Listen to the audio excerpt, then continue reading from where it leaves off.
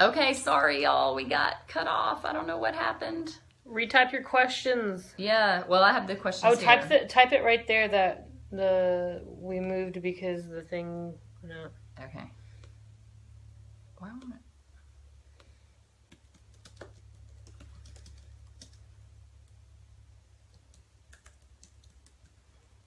We have two.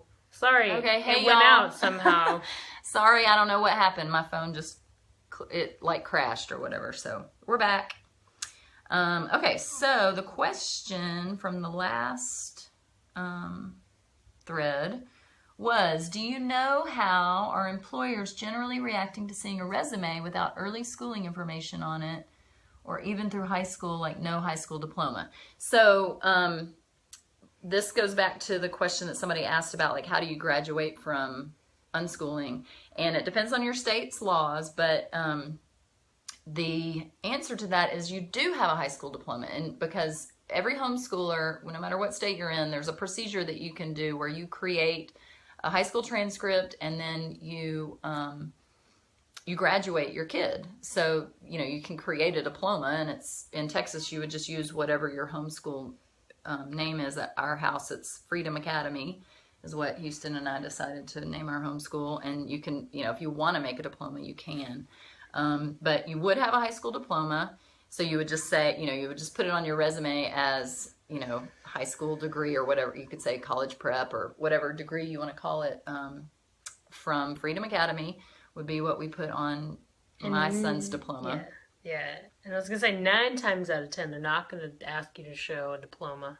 Right. So for job, and so you could put, I mean, maybe this isn't like the best thing to do, but when I apply to jobs, I say I have a diploma, even if I don't have one. Like I do have one. Yeah. I do. But like, I don't even know where it is. Like, what I like, well, yeah, nobody. I don't know what I was gonna say. Like, nobody asks for one, so like, I don't keep track of it because nobody asks for one ever. Yeah, Danielle's saying I've never had anybody ask for proof of a high school diploma. Yeah, and so that's true. They can, you know, if they wanted proof that you graduated high school, then they would just call the school, right, and verify, you know, this person was a student and they graduated. So yeah, in the case of a homeschooled student, they would just call your mom.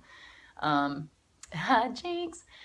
So anyway, yeah, so we're trying to answer Jeffrey's question about employers reacting to seeing a resume without early schooling. So I don't think anybody puts anything before high school on their diploma. And if you've gone to college, you don't even put your high school diploma. And then in terms of, so I guess that just answers the question, because if you've gone to if you have some college, you might put your high school diploma, and then some college. If you've got no college, you'd put your high school, you know, graduated whatever date. But I have read some articles about the workforce and how it's kind of the same thing we were talking about with college earlier, that if, you know, kids that come out of homeschool situations generally are better at directing themselves, you know, managing their time, managing their activities, and all those kinds of things. So I think the same is true, that, you know, college admissions are easier or I should say homeschoolers are more desired by many colleges now. And I think it's the same with employers, because, you know, generally home educated kids are more mature in a lot of ways, because they have had the freedom to direct their own time and to explore themselves and who they are as people, and feel maybe a little less insecure than others. Right, because they have had the time and the space. They're not stuck in school all day. They're not, you know, their attention isn't taken away from feeling constantly busy. From, you know, exploring their own desires, their own interests. So they tend to be more self-aware, more and then in their time management. Okay, so we answered the question at the beginning about, are we both unschoolers? Gracie's a lifelong unschooler, and then I unschool my kids, have been unschooling my kids since 2007. So that's the answer to that. And then we talked in another video about once I graduated college, I became an unschooler because everything I've learned, most of the jobs and the ways that I've made money since college have been not necessarily, using my degree as much as self-taught. Like I had a photography business, which was, 99% self-taught. I took 2 photography classes. Yeah, and it's like, how do you learn after college? You become an unschooler. Right. So, I this is just doing it from birth or earlier than most people would. Right. So, yes, we are both unschoolers, but I did go to school and go to college. Okay, so, Serenity says that the college she is, you're an adjunct professor, I guess. Gladly accepts homeschoolers and unschoolers. Yay. Woo. Oh, Kayla makes a good point. Homeschooled kids often don't fear adults because they're used to kind of interacting. That was something that really actually I noticed about you a long time ago, was how you and your friends, your homeschooled friends, would look me in the eye when y'all talk to me rather than, how a lot of kids are kind of more afraid to deal and interact with adults. And the funny thing is, I always wanted to sit with my mom and talk with the moms with her. Like, ever since I was little, I always wanted to do that. So, yeah. So you had more opportunity to talk to adults. And now my dream has come true. I'm friends with moms, you guys. Gracie comes to our co-op, and she's kind of like her brother's mom. Kind of, but not... I don't care as deeply for him as my mom does, I think. Right. But anyway, so she's like a mom at co-op now. All right, so we have a question. My 3 older kids were unschooled their entire lives and are now working and going to university in the fall, so it's not a question. They are their own people and free to be who they are and not concerned about what friends think. Awesome. So that's from Christy. Yeah, if you join unschooling groups on Facebook, or like it used to be Yahoo groups, I guess there might be still a few of those, but just anybody you can ask questions like that, and experienced unschoolers will talk about their grown kids, and then you can go to an unschooling conference. Life Without Instructions is an unschooling conference that's coming up in September in New York. And Early Bird, New York or New Jersey? Well, it's New York. It's Staten Island is where the nice hotel is. But anyway, so go to a conference, go to an unschooling conference, and you'll meet unschoolers that are teens and 20s, in their 20s. Okay, so anyway, yeah, so talking to grown unschoolers and parents of grown unschoolers is a really great way to kind of hear about the results. It kind of freaks out my mom, who has worked in Montessori and daycare. Yeah. They hang out with our adult friends. Yeah.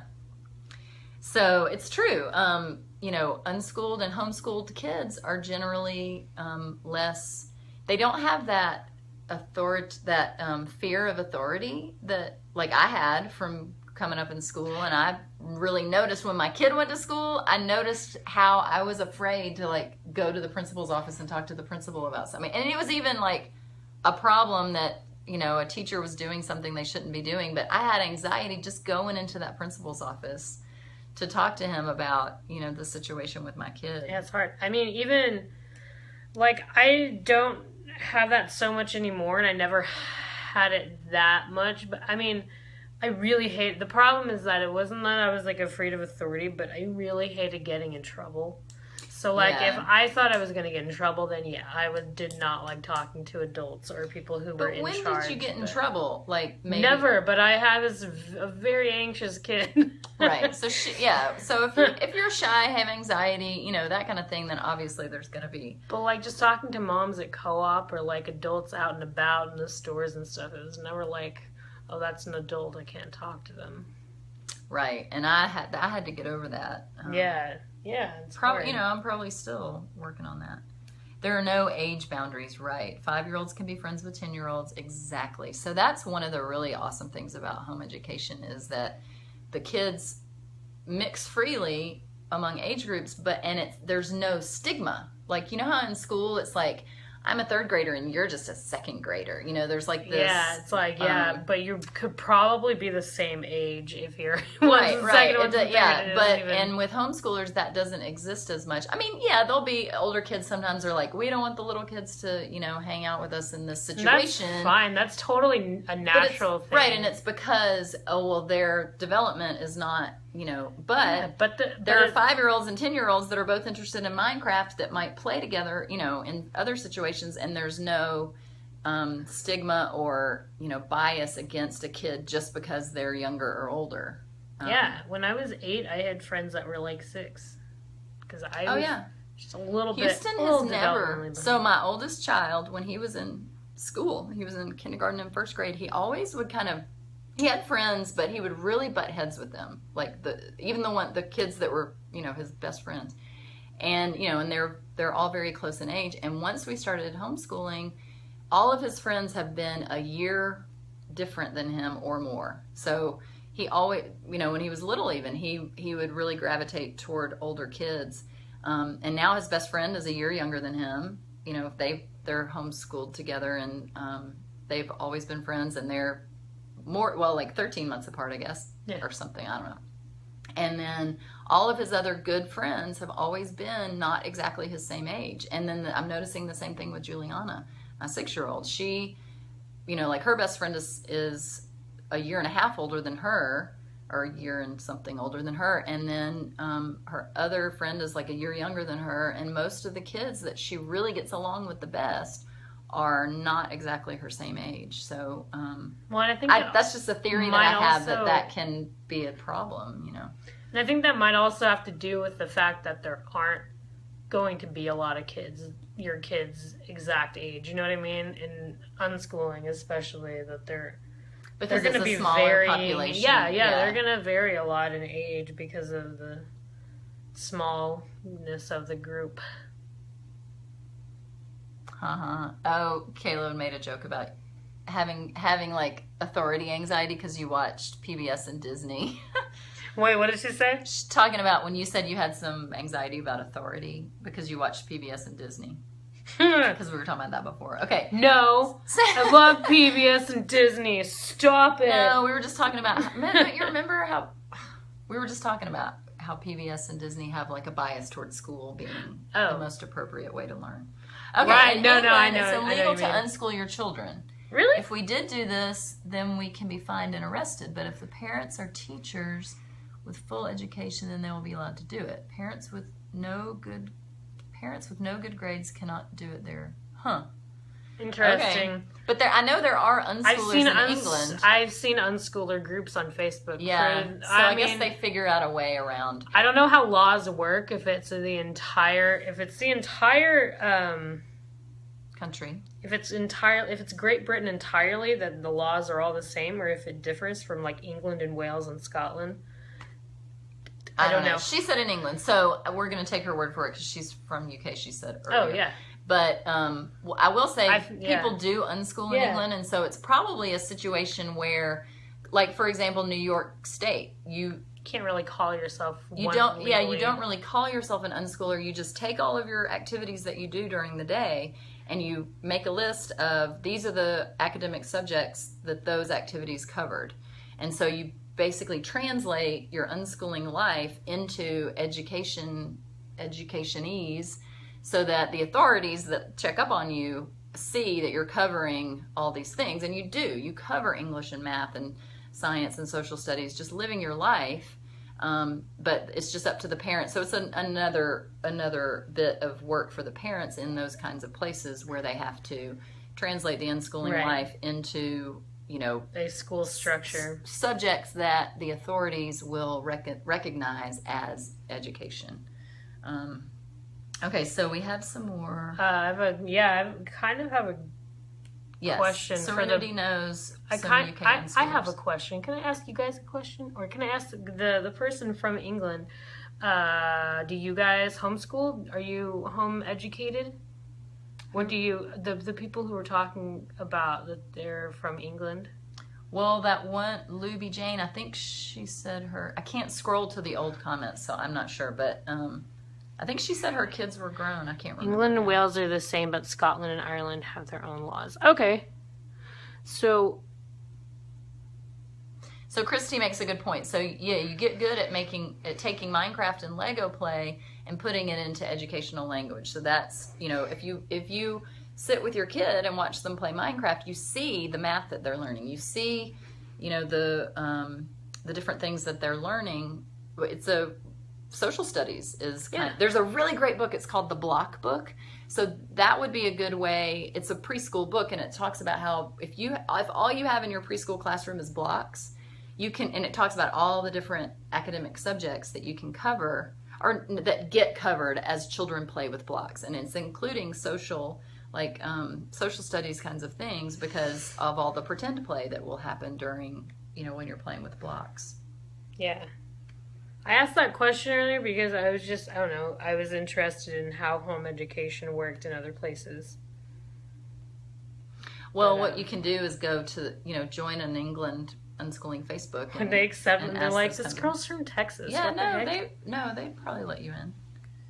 Because they like to have grown unschoolers in their groups because they like to ask you questions, so they probably would let you into the group.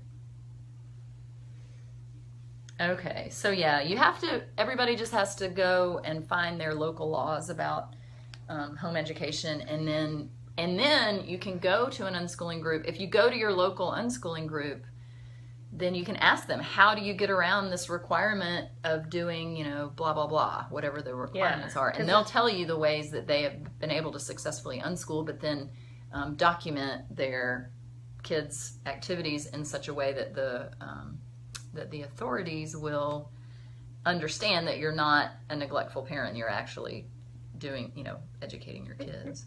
Oh my goodness. Or I should say your kids are getting an education, because it's not that we're educating you. It's that we're helping facilitate them educating themselves.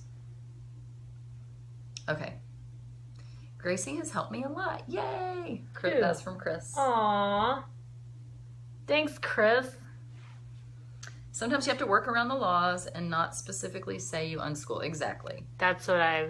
Right. It's the word that shall not be said. That's for sure, because it can for some bureaucrats, that can cause them to make assumptions that are incorrect, because a lot of times people don't really understand. The word unschooling is kind of misleading sometimes, I think.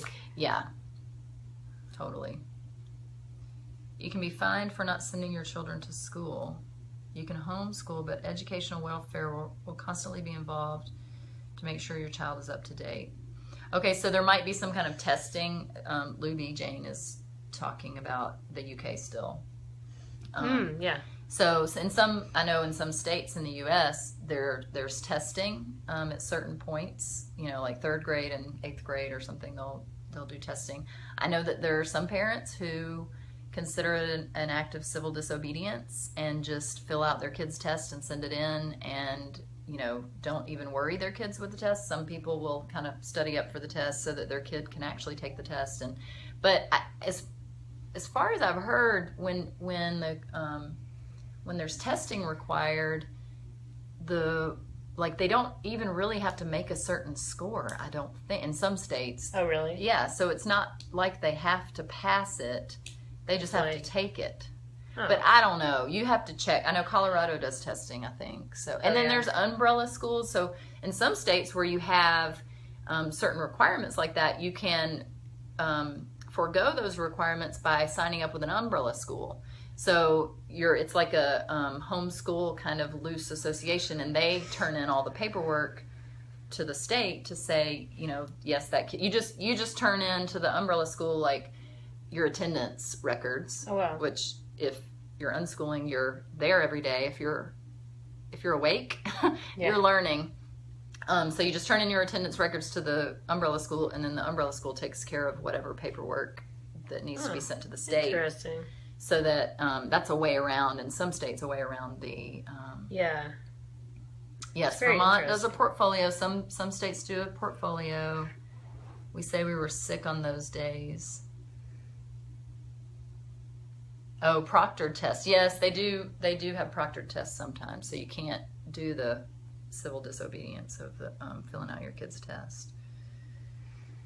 I was just wondering because I have I know that this guy he's he's a lot older than I am, but he was unschooled and we were part of the same kind of community, and he married a girl from England, and they live there and they have kids and they homeschool. So I was just like, huh. Are they unschooling or are they doing school at home? I don't know. I never talked to them, but I know that much, that they homeschool. Right, and she did say that homeschooling is legal, but if you're homeschooling, that they'll come check up on you a lot. So if you're in England, join an unschooling group in England and see how people get around some of that stuff. And because there are people that do unschool in England. Yeah. I've stumbled across one for the UK before, so I don't know.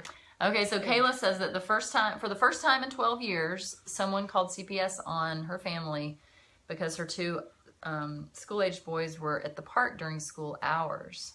The lady runs a daycare and has 9 kids. Has she never heard of homeschooling? Yeah, so that actually happened to somebody we know that her kids were just playing in her backyard during school hours, and a neighbor called CPS. And I think it's true, like, people forget that homeschooling is an option. You know, I was surprised because in Texas, it's pretty common that people homeschool. And so whenever anybody's, said to any of my kids, how come you're not in school? We just say we homeschool. And they're like, oh, cool. But I guess sometimes people do give you a hard time. Yeah, and then there was this whole daytime curfew thing for a while in Dallas. It was in Dallas and in Rockwall and stuff. There's a daytime curfew. I don't know if that's still a thing. It is, but what you do is you just write your kid a note with your phone number, and you just say, my child is homeschooled. He's on his way to his class, if he's like riding the public transportation or something. And then that way, supposedly, you're supposed to just be able to show the cop that note, and then they can call your mom, and you can say, yes, he is homeschooled. He's where he's supposed to be.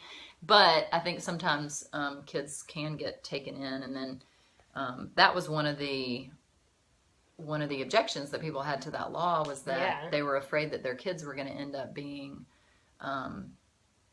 taken in, and then the burden would be on us to prove that we homeschool, which is easy to prove, but it's, the burden shouldn't be on us. We should just be able to say that we're homeschooled. Oh, yeah, it sucks that people are calling CPS just because kids are not in school. I mean, it's not even like they were doing anything wrong. Yeah. So here we have more information from Luby Jane about testing in the UK. So yeah, we know that unschooling is possible, except for Germany, and there might be another country where homeschooling is illegal. But if homeschooling is legal in your country or your state or your province, then there is a way to unschool. You just have to translate your unschooling life into that kind of legally educationese, so that you meet the reporting requirements to be legal. So Kayla says, my 2 big kids who are in their 20s went to school through 4th and 2nd grade, and the school was awesome. One time I called to say I'm keeping my kid home because the weather is terrible, and the secretary said, he's your kid. Oh yeah, that's how it used to be when I went to school. What does it say?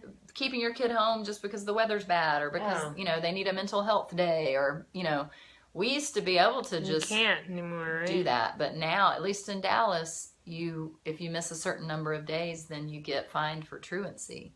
And if it's too many unexcused absences, like I took Houston to my aunt's funeral in Alabama, and that was an unexcused absence because it wasn't his immediate family member. Right? Oh, it was his are you serious? aunt. Yeah. And we got the letter, about truancy, and I took it to the vice principal, and I just said, look, he's 5. I couldn't leave him home. I was, and so he was able to say, okay, that's an excused absence. But luckily I had we had a vice principal that was a reasonable person. Yeah. So yeah, it used to be a lot less, I guess, red tape. I don't know, as standardized testing has become more of a big deal, and with the attendance stuff, it's about funding. If you're not at school, they don't get they get money for each student that's at school that day. So if they're not at school, they don't get as much funding. Wow. So yeah. Again, is it about the children or is it about making a profit? Well, it's not even. No, it's not profit. It's about. Or is it about making funding? Yeah. It's I don't unfortunate. know. But I mean, to sacrifice a child's well-being just for funding. It's pretty ridiculous. I have a really crazy story about my kid with severe autism. We did try the PPCD program, that's preschool program for children with disabilities, with the public schools. So he was 3. He had a sleep disorder. We got a note from the doctor that he needed to be able to come to school at 10 or 11 or 12 because he would wake up at 2 in the morning maybe and then fall back asleep about 7 in the morning. And so, as a parent, you're like, well, I'm not going to wake up my 3-year-old that just fell back asleep so I can take him to school. Yeah. And their first suggestion was bring him to school asleep, right? They'd rather have his body in the building, even though he's sleeping, because then they get their money. So it's not about that he's learning anything necessarily. It's just that his body was in the building. That was what they wanted. Damn. And so actually I did do that in the beginning just to show, okay, I'm trying to, work with you and get him on a different sleep schedule, which, never worked. But once we said we weren't going to do it, that we weren't going to do that anymore, and I got the note from the doctor saying he needs to be allowed to come to school at 10 or 11 or 12, then they freaked out. They brought their lawyers in to the IEP meeting. It was, it was a really interesting situation. That's crazy.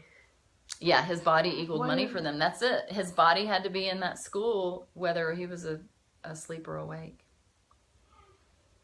Oh, bye, Luby. It was nice to hear about different things in the UK, like how it all worked over there across that pond. So yeah, well, we've been almost an hour. Does anybody else have any more questions? Seems like we've got we're preaching to the choir because we got lots of homeschool people, or experienced homeschoolers. I know. Look at all this on our feed. So we don't have a ton of questions, but I was told my son couldn't come back to school until he was on meds. Oh dear. That's where I think it was headed with my oldest. The teacher said, she insisted that he had ADD. And even when we went to the doctor and the doctor said, no, he doesn't have ADD. And I told her that, you could tell she didn't believe me. And so I just knew I couldn't continue to let my child be in her care anymore, because if I wasn't going to put him on medication. Especially if he wasn't diagnosed. No, he went, yeah. He can't. The biggest question the doctor asked was, can he focus on a show for 30 minutes?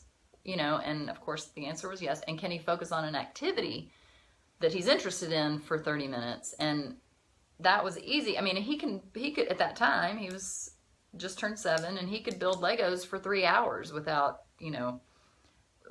his mind wandering away. So we were pretty sure he didn't have ADD. She gave her kid a vitamin instead of... Oh, closed captioning, yeah. That's really great. We need a closed captioning person. Any volunteers want to do some closed captioning? Well, I think we're about to wrap it up anyway, because we don't have tons of questions. It's been about an hour. It's fun to just chat, though. It is fun.